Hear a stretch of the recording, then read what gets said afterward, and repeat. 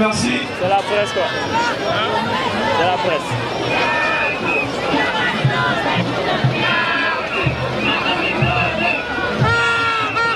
fi nekk di liggéeyal Sénégal bëgg Sénégal dox mooy président de la République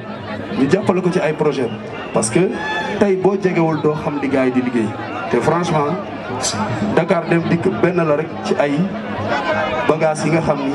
moom la président Macky réussir franchement man ay temps ku ma xam ni Karim Wade laa masoon faral amuñu nag benn problème mais nag tey su ma ànd ak yow nga nekk ci gàllankoor dem nga ba gàllankoor bi jeex man du ma fi nekk di opposé kenn parce que kenn joxuma dërëm damay ànd ak nit ci ay qualité te qualité yooyu gis naa ko ci président bi gis nga si suma xarit suma doomu ndey Moussa Diop pourquoi pas nag ma accompagner loolu nga xam ne moom lay liggéey avant may def nag suma playback bi ñii ñëpp. salaamaaleykum maa ngi nuyu ñëpp ku ci nekk ci turam ak santam di wax rek ni artistes yi moom man boog particulièrement dama nekkoon benn artiste boo xamante ni dama apolitique parce que li tax mooy waruma fees fenn ndax ñëpp laa soxla. parce que ñëpp ñu jàppale président de la république nag ndax moo fi nekk te damay contre góor ñi tuuti parce que tañ ni tout le temps góor ñi dëgg la ñooy suñu kilifa waaye ñun jigéen ñi dañoo war a wane jom ak fulla wane dignité bu mag wane ni dañoo am part de responsabilité société bi ñu taxaw jàppale ki fi nekk muy Macky Sall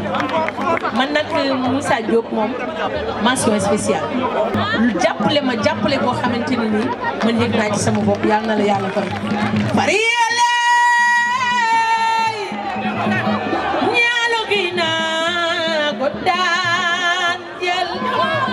duma ko way ku ñaaw Moussa duma ko way ku réew dinaa ko way taalibe Cheikhul Khadim balay sa buri sëriñ Mbacke maar ak naa la yàlla Moussa Diop na la yàlla gën a dooleel maa ngi lay ñaanal yàlla na nga dégg ministre fii ci réew mi ci barke Cheikhul Khadim sama yaakaar te yëg ëllëg waaw yàlla doon jawal ni waay war a waay ni waay doon na waay ni waay Moussa dama lay di taalibe Serigne Fallou Mbacké lay ñaanal maa ngi la koy ñaanal ci barke dina yi àndoon na Cheikhul Khadim fi diiroog naa ko wéroog kooku naa ko kat naa kiiroog nooroo tamsiir bi ñuy ñëw fi ànd ak Bamba wiir yàlla nañu la taxaw président de la République du Sénégal gàcci ngala du lu bees ci ñun podium bii ñu taxaw mën naa ne taxaw nañ fi ay yoon jàkkaarloo ki ne fii di wax ak moom ngir Sénégal am na ku ne sànq Macky 2012 maître yow foog naa yeneen leader yi gis naa leen fi ñoom Salif Badji ngi fi ñoom Maguette Ngom gis naa fi ñoom Alassane Macky 2012 ànd nga ak président dem Kédougou ànd nga ak président dem Kaolack ànd nga ak président dem Kaffrine wër nga Sénégal ak président gis nañu également la nga liggéey ba nga ñëwee te am na ku ko wax sànq France nga jóge woon ñëw ñu ànd di liggéey kër président président Mermoz dese nañ fa bataille donc yow ci terrain bi laa la xam li ñu def ci terrain bi ba 2012 suñu borom def li mu def jox suñu candidat présidence bi yaakaar naa man duma am xel ñaar ci Dakar dem dikk ndax bu fekkee ne la nga def ci campagne bi ngay def Dakar dem dikk Sénégal dem dikk biñ fi wax ak leneen yëpp day am kon loolu du problème ci ñun lenn rek laay wax bu fekkee ne AG jot na moo ñëw def lii dama ne Benno Bokk Yaakaar xajul ci kenn ndax bu ñuy wax réalisation président Macky Sall dafay lamb maître Moussa Diop dina am lu mu ci indi lenn rek mooy ñun suñu problème ñun waa Benno Bokk Yaakaar nañu nekk benn parce que bu dee bilan am nañ ko li ñu dese mooy nekk benn bu benn comportement ternir image suñu président parce que nag mi ngi liggéey Sénégal maître maa ngi lay bàyyee li ci des ñi fi toog daal li ma leen mën a seedeel mooy am ngeen njiit am ngeen leader day liggéey jàppale leen ko su boobaa waxuma la législative mais présidentielle ci boppam premier tour la ñuy def. di exprimer wu muy le 7 avril dernier xëccoo am fii da nga xam ni président boo xam ne day déglu ñëpp bu njabootam yi naree def dara sax mun leen bàyyi leen même bu ñu amee raison am ñu fi jóg nee na ay référence lañu. da génn si ja di nga wax dëgg-dëgg je pense que sama xarit maam Diazaka wax na ko léegi xam ngeen fu mu faroon dafa toog ñu waxtaan man que boo bëggee nag sama xarit nii laa ko convaincre sur des chiffres pas uniquement di waxtaan di bavardage. 85 morts di ci dee bi bëri 2016 604 morts mu ni xaaral li may def mooy ma renouveler les parcs automobiles renouveler les parcs automobiles jaar na pour renouveler d' abord bisu aftu yi Ziguinchor amu ko woon léegi am na ko Kaolack amu ko woon léegi am na ko boo demee Tambacounda pareil Louga pareil Ndar pareil Diourbel bërki démb Tivaouane n'en parlons pas Thiès Dakar moom kenn waxatul parce que ñun ñooñu bëgg a sonal Dakar moom kenn waxatul ci affaire bus yoo xam ne aftu yi xam ne ñëw na pour dem ak dëkk bi mais toujours la demande dépasse l'offre moo tax mu xalaat ci loo xam ni depuis Sénégal nekk indépendant ba léegi damay ne lu Sénégal nekk indépendant ba léegi benn président de la République jógul dugal ñeenti téeméer juróom-ñaar fukk ak juróom bis ci benn projet musula lépp lu duuf ci problème ci Sénégal en matière d' emploi xajul ci cinu Dakar Dem Dikk donc besoin wu Dakar Dem Dikk ñu ngi koy toppatoo bu baax te ñu ngi ciy nekk vraiment di ci jël ñëpp moo tax Dakar Dem Dikk est devenu une société normale rien d' exceptionnel jigéen ñi am ci seen place recruté nañu ay femmes ay receveuses gis ngeen ko jigéen ñi am ci seen place et donc également laa koy loolu tamit jël nañ ko recruté ko son excellence le président Macky Sall conseil des ministres la toog ne waaw góor waa Dakar Dem Dikk waaw góor waa Dakar Dem Dikk parce que nag nit bu gëmee boppam dafay bëgg waaw góor boo bëggee waaw góor tu ne prêtes pas le flanc da ngay liggéey da ngay def aussi une gestion transparente jógee nañu Dakar Dem Dikk ba dem tey Sénégal Dem Dikk blocage yi bëri na waaye bis boo xam ni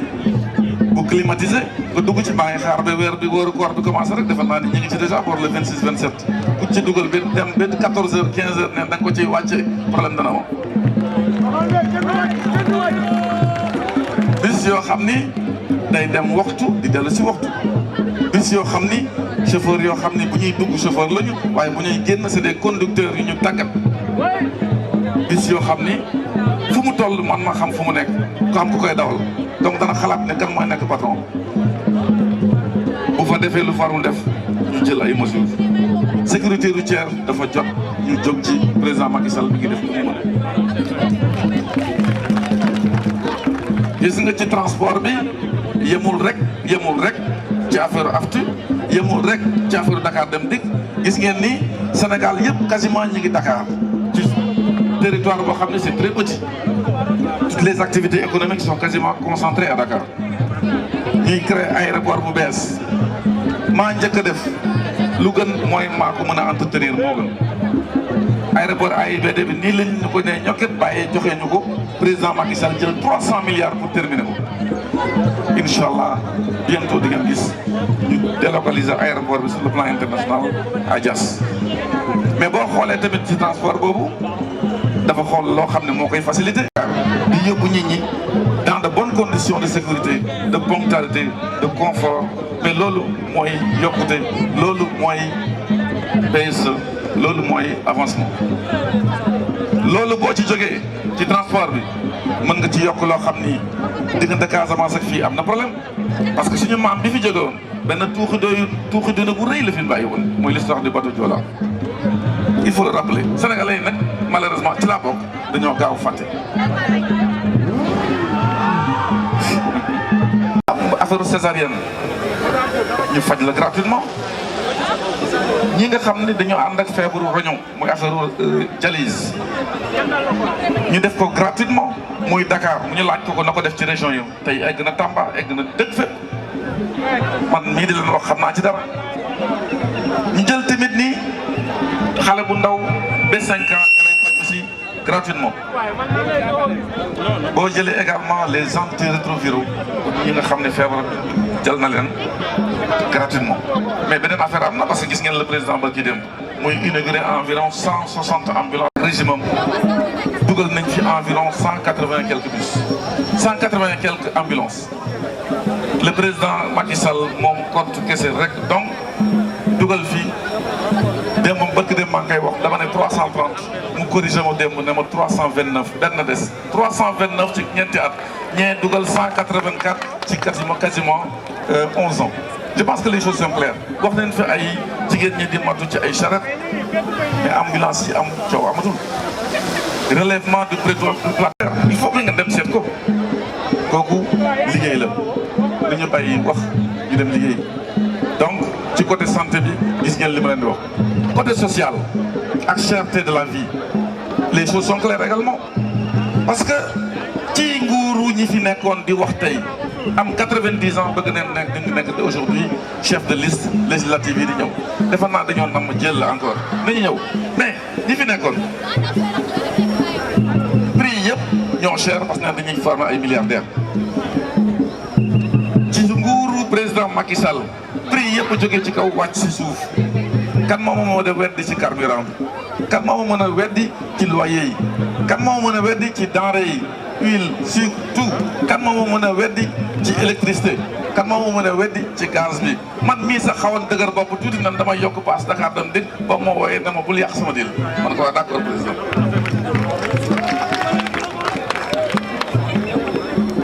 boo jógee foofu ñu ni nit ki nay lekk loo xam ne moo koy liggéey parce que importation rek taxawulul réew dëkk boo xam ni ñu ngi importer 600 000 tonnes de riz tu vois ñu jëm mu ni man objectif 1,1 million 600 000 laa bëgg ñu ni mënu ko mu importer jógee loo xam ne agriculture boo xam ni familiale mu bëgg ko def avenue agriculture mécanisée fu mu ko war a jaaral mooy ci PSE bi nee na donc pour dimbale baykat yi damay subventionner tracteurs yi nga xam ne dama koy indi à presque 70%. mooy loo jël téeméer nga ko jëndee nga ñëw jox ko nit ñi presque or yëpp ngay gis plus de 52% de la production agricole tout produit confondu yokk en 2015 ñi ñu xam ne ci dara 917 000 tonnes de riz te ñu ngi doon xaar du ci ay 600 000 500 000 donc yëpp yaa ngi dem ci kanam les choses sont très claires yëpp yaa ngi dem boo xoolee également parce que ci affaire PSE plus de 10 millions de dollars yoo xam ni moom mooy budget boobu la ñu soxla 70% yi am nañu revenu yooyu ñu ngi financement bu des bi boo xoolee ci PSE boobu ngay tudd ay PNDL ngay tudd ay Puma ngay tudd PUDC ngay tudd Promoville ay paie rek yëpp tout des priorités foo laal day métti le président Macky Sall nee na Sénégal yemul Dakar justice sociale la donc boo ñëwee ci hôpital am na buntu normal booy dugg pour consultation waaye boo ñëwee ci hôpital am na beneen guddi boo xam ne pour ñi nga xam ne gën a métti li am accident ñoom ñooy njëkk a jaar mooy le programme d'urgence à affaire développement communautaire. je pense que boo demee ci àll bi gis forage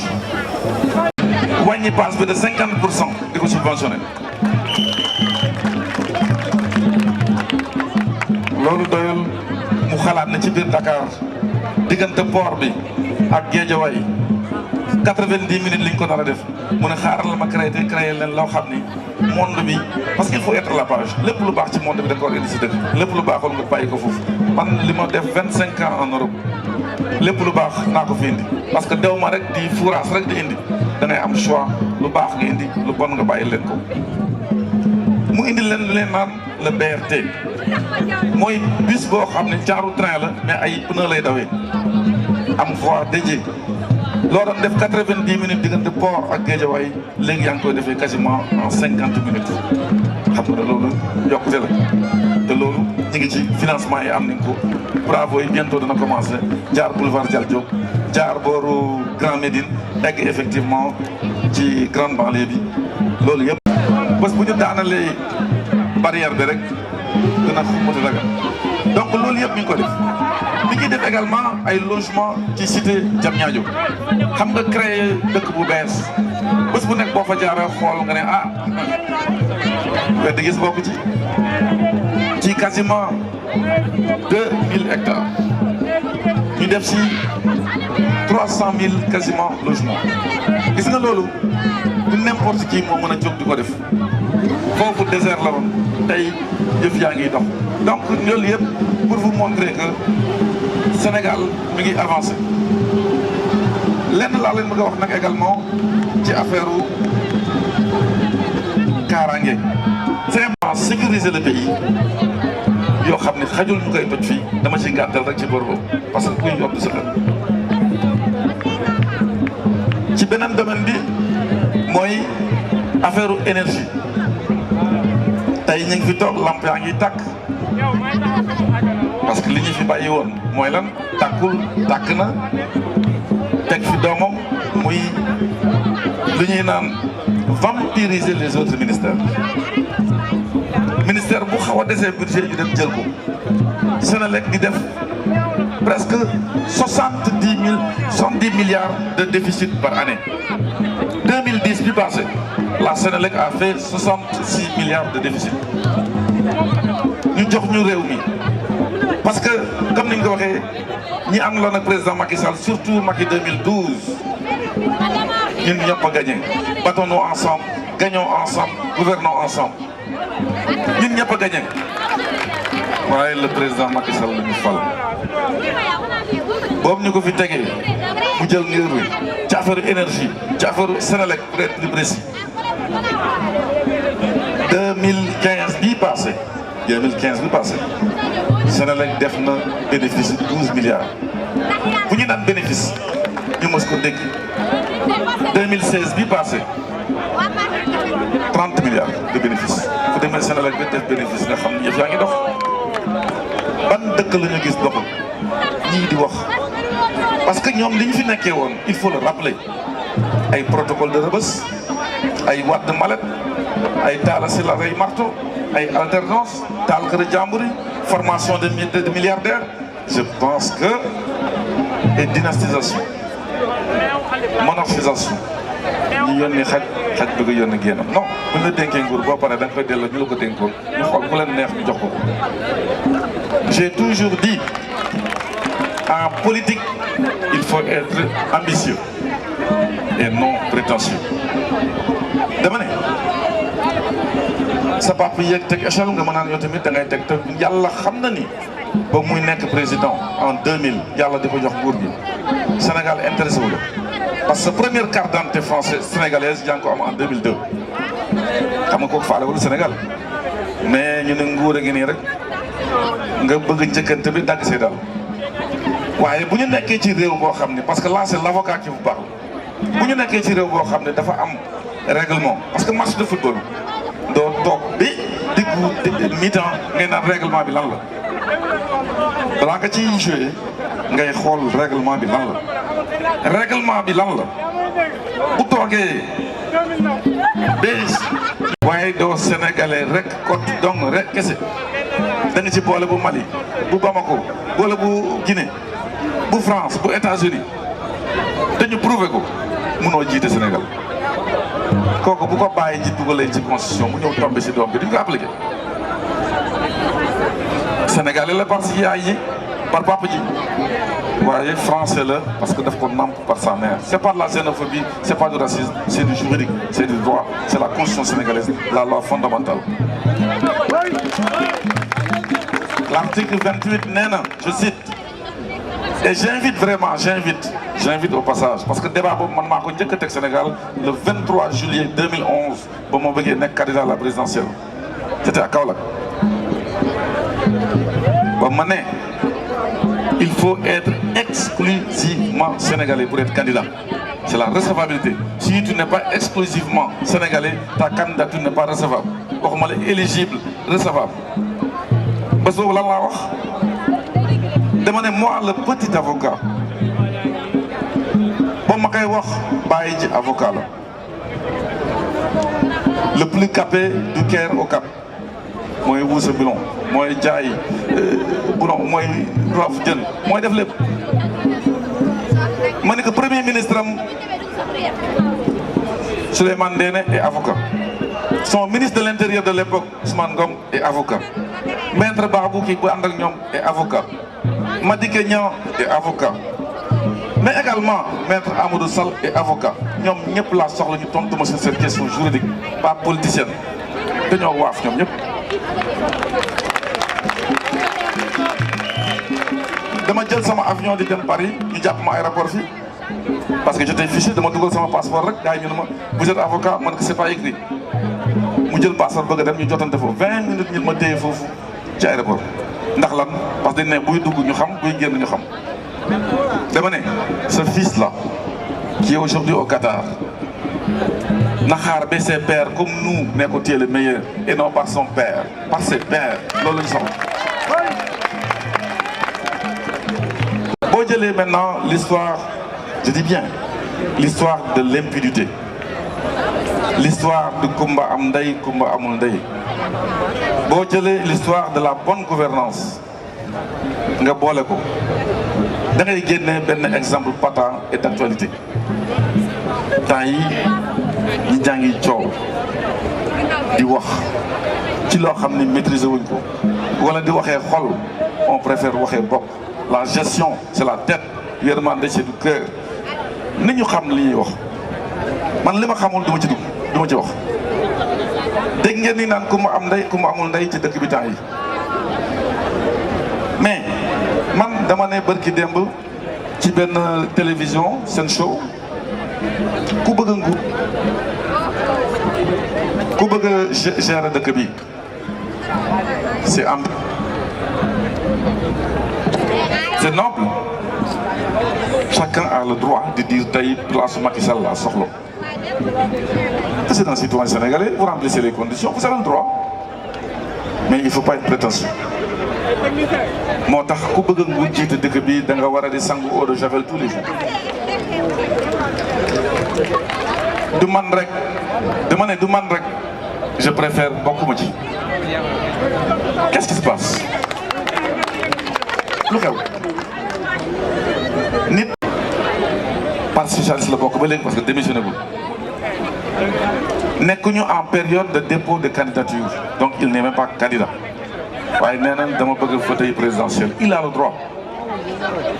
mais ñu jox la ngay gérer Dakar jox la budget ne la bii bu taw yi amee inondation lii pour jënd xar yi la bu tabaski dimbali ñii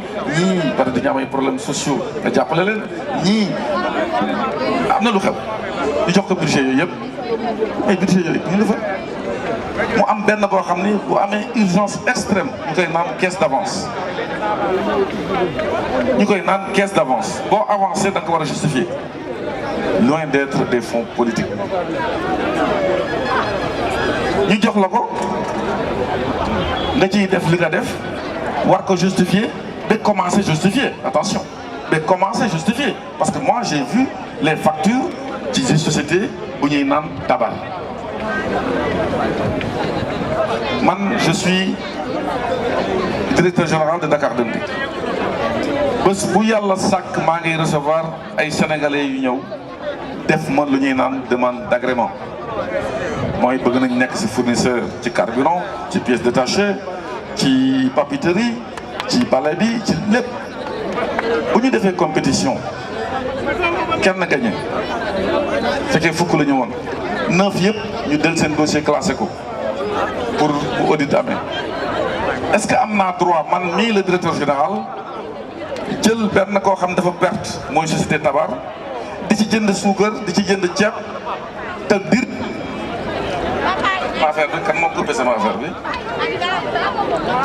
di ci jënd ay ceeb ay dëwlin soi-disant alors que c'est faux te gérant bu tabar yëgu ko di ci liggéey bu impôt ñëwee kuy fay gérant bi li ñu xam bu la nee justifié ko nga indi ay fausse facture gérant bi génn na man kii dañoo imiter samay kii du man kooku buñ ko yóbbee jox ko procureur de la république buñ ko yóbbee te IGE moo demande enquête bi buñ ko yóbbee jox ko procureur de la république ñu ne procureur de la république bras armé la de l'exécutif dama ne monde xanaa ko génnoon Sénégal maa ngi doon naan léegi Sénégal yemul Dakar waaye monde bi tamit yemul Sénégal monde bi yëpp le procureur dépend du ministère de la justice monde bi yëpp du affaire spécificité sénégalaise ñu ni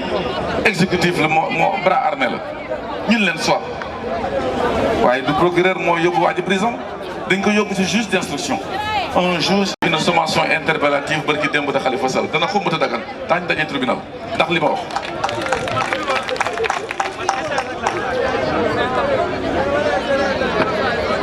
parce que bu ñu nee kumba am ndey kumba amul ndey qu'est-ce qui se passe IGE moo demande ay enquête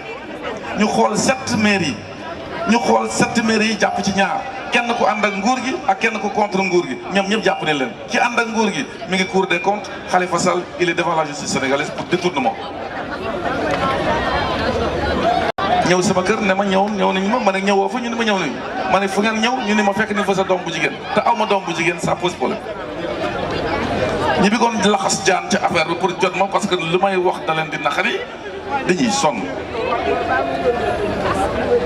ba mu ñëwee tamit ne ni contrat yi si ñëw ma ko weddi gis bokk ci dama ko yóbbu ci conférence de presse am na ñoo xam sax dañu ne woon du ma leen tudd nit ma ne déet bu ko def waafal ñetti fan rek parce que fii mbamba du wees ñetti fan man ne ko du ma waaf sama der bi dama koy setal j'ai fait la conférence tegal naa leen si parce que cabinet boobu ñu yónni woon muy BSN bu ñu continuer waxtaan c'est moi qui siège le tribunal su boobaa dañu xool qu'est-ce qui va se passer dëkk bi mi ngi dox ci yoon am na ñoo xam ne kenn mënul woon xalaat sax ñu téye leen ci régime bi passé waaye fii yëf yi leer na de noo mënti toll loo mënti am noo mënti sant foo mënti dëkk am na yoo fi def ñu yóbbu la fële buñ la génnee bàyyi la nga mel na ko war na ko jub xoj. Merci beaucoup le président Macky Sall ci loolu nga def pour une gestion pour que dëkk noonu lay doxee parce que lu nekk nit def ko lu nekk lu mu lor ba wax yi ñaaw yi di am dara du fi am kenn du fi investir ci Sénégal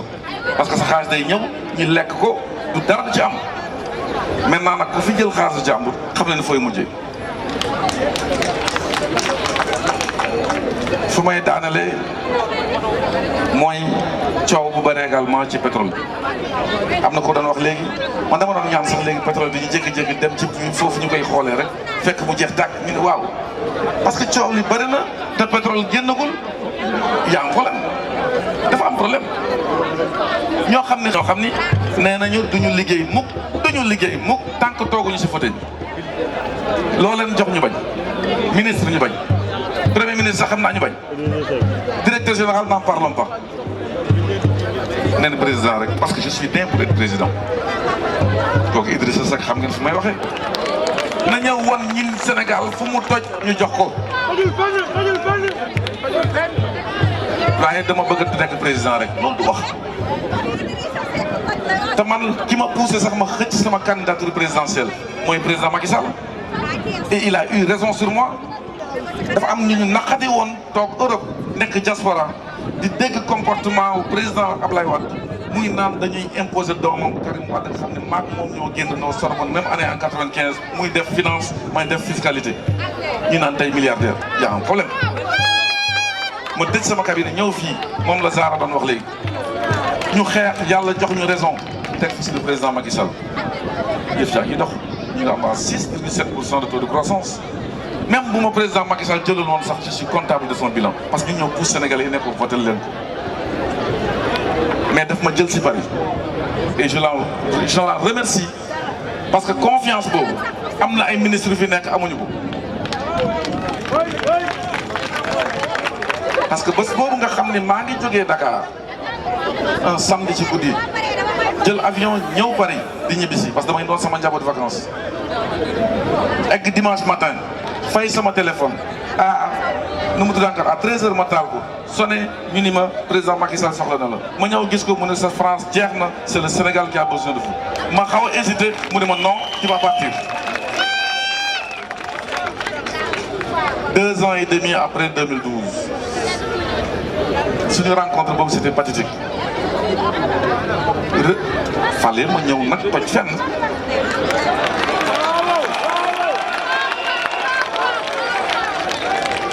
attention yooyu di naan ils sont nés pour être président ñu toj fenn balaa ñu leen di jox parce que damay rappeler ni et là je vais sur le président Macky Sall damay rappeler ni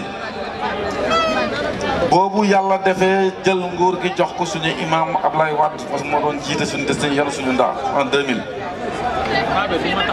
mu ni moom mooy l'entraîneur ministre yëf yi doxul mu ni fan laay waree ku may jël am ku làqu ci ginnaaw nekk sama directeur de cabinet mooy Idrissa Seck di làqu mu ne ko génnal di nga wane li nga wënde ba mu ko fa tegee ne ko catastrophe mu ni fan laay wutati mu dem ministère de l'intérieur jël fa son excellence le président Macky Sall le ministre d'État ba mu ko nommé premier ministre mooy le capitaine de l'équipe ay weer la ci teg ne mes chantiers commencent à sortir de terre boo xam la de su may wut kuy li mën a liggéey damay ànd ak ku mën a liggéey moo tax ma ànd ak le président Macky Sall ñoo bokk génération né après l'indépendance ñoo bokkoon programme sur 5 points les 4 ñoo ko partagé bëgguñu woon tasaaroo suñu maam Abdoulaye Wade xaw ñu raw xaw nañu rëcc sax au premier tour mais boo gisee tamit ku la mën da nga koy bàyyil place bi loolu laa def en 2012 parce que Sénégal du faire naître 40 000 chefs d'État en une année ku bëgg a jiitu ñëpp bëgg a jiitu non c'est pas possible mën nga dimbale ci réew mën nga dimbale sa réew si tu es un patriote pas ci wax ci jëf mën nga dimbale sa réew à quelques stations bi nga nekk waaye su ma nekkul président du ma dimbale Sénégal dem tëdd fa la hôtel Saint-James teg sa sirop zeste de citron ne élection jege na rek nga taal ay amar di bëgg impressionner nit ñi on ne nous impressionne pas ñii dañoo namm jël temps kooku moo fi toog nee la le fils du président Karim c'est un voleur ak li ma wax yëpp ci mal gouvernance ñoom la woon mais ñooñu ñoo bëgg a dellu si bërki dem neen dañuy sonal nit ñi accompagné dañoo xam ni ils ont contresigné les décrets sur le pétrole de toog nee na dañ maa nax wala xaw ma ko woon wala dañ maa forcé Abdoul Mbaye ñooñu nit ñi noppi dañu war a noppi loolu dafa rus et plus empêtré dans les faits divers dañ koy jëlee 7 ans yóbbu ko 5 ans damay rappeler l'histoire de ce mandat en 2001 le président Ablaye Wade moo jóg nee na 7 ans baaxul ni nga ko def 5 ans def ko quinquennat waaye ba ñu demee ba 2008 moo ko delloowaat 7 ans foofu mooy njum lang ku ko tuddee njombar moo ko xam le président Macky Sall ñëw ne en tant que candidat sama yéene mooy ñu def mandat 5 ans mooy standard international mu ñëw gor ci wax ji jox ko Sénégalais yi jox ko institutions yi parce que moomul Sénégal le président Macky Sall nous ne sommes pas au Congo nous ne sommes pas au Gabon nous ne sommes pas au Togo mu saisir le conseil constitutionnel nee na président constitution bii nga xam ni moom nga prêter serment septembre président constitution bii nga xam ni moom ni la si la élire septembre da nga koy def abu rétroactivité mais d'accord na nag yow 5 ans moo tax indi na constitution boobu def ko 5 ba pare limité nombre de mandats yi à 2 tëj ko foofu nag jël tamit chef de l'opposition préparé ko léegi sax ku neex sans parti politique mën nga def candidature indépendante suñuy ressources naturelles yi ñu ngi koy toppatoo protégé mais kooku avancement la indi Sénégal ñoom kay bu ñu amoon la ñuy wax nañu d'accord seen biir xam kan mooy seen chef de l'opposition mais duñ ko def waaye wër di wax rek pendant que kii di liggéey kuy wër di wax ak ki nga xam ne mu ngi liggéey mënuñu bokk bilan moo tax tey ñuy wax la politique du bilan. énergie pétrole bi bari coow man ba ma déggee benn politicien parce que c'est pas un homme politique du benn mu naan confusion totale la def entre exploration saytu pétrole ak exploitation une fois que le produit est là. ba pare bëgg rey nit ñi fii ci wax defe naa sax bi ngi pare naan day conférence de presse sur la Tour Eiffel pour ngeen gën ko mën a dégg fii xajul fii dëkk bi xatul. exploration dañuy wax tubaab ku déggul tubaab nga noppi mooy nga indi sa xaalisu bopp ne damay gas obélisque bii ñu ne ko demal parce que ñun Sénégal mënuñu ko def mooy moins de 10 000 mètres de profondeur mënuñu ko amuñu moyen boo xam ne ay njaga njaay lay dawal ak ay car nga ko demal gas géej gi ba à moins 10 000 mètres amuñu moyen kooku indi alalam 500 millions de dollars ne damay gas su ma trouvé baax na su ma trouvé wul baax na et c'est ma risqué baril su ma perte ma perte foofu lañ toll bés bu nekk bu ñu coow rek comme na ko Seydou Gueye waxee léegi pétrole génn ñuy gën a xamatu fu ñu jëm ba mu njëkkee coow président nga xam day déglu askan bi parce que ku dëgëroon bopp xam nañu kan la mooy président bu fi jógee mais ki nga xam day déglu askan bi ci pétrole boobu coow bare mu ni sama rak génnal ci pétrole kooku génn si société timis coow am ci affaire pétrole bi mu ni da koy jox pas benn nit mais ñeent ñu compétir seen biir muy Timis Corporation muy Cosmos Energy muy Total ku bëgg nag ñu jox ko benn nit ngay xëccoog président lu la ci fekk yow parce que la politique de la nation du Sénégal est dirigée par un homme et pas par deux. Nous ne sommes pas en 1962 entre Senghor et Dia. barki démb avec El Hadj Assane nee naa ne président woo nga ci ñenn ñi wax ak ñoom bu ñu la dégluwul am na expression bu la tuddee woon ñàngal utiliser parce que c'est ça aussi restauration de l'autorité de l'État yëf yi jaar yoon donc ci côté boobu vraiment Sénégal bi ma nekk tey j'en suis fier Sénégal dem dikk bi nga xam ni créé nañ ko aussi muy dem ak dikk dans de bonnes conditions m'en est fier tey amul takkal amul takkul lii c'est pas évident damay ñaan yàlla nag ses adversaires fi ngeen gëm nañu yàlla te fu ñu toog di naan yàlla moo ko fi teg ñu joindre l'acte à la parole ñu ni yàlla ko fi teg ku ñu yàlla teg muy président Macky Sall ñu ko dugal seen xol da ngay toog un confrère comme Amadou Sall buy wax da ngay sentir ne kii lu ko Macky Sall dribble ba nekk président te yàlla moo ko bëgg dugg supporter on parle avec dédain dama bëgg ñu delloo ci xol yi ñu nekk benn surtout ñu xam ni on est avec le président teg ko fu leer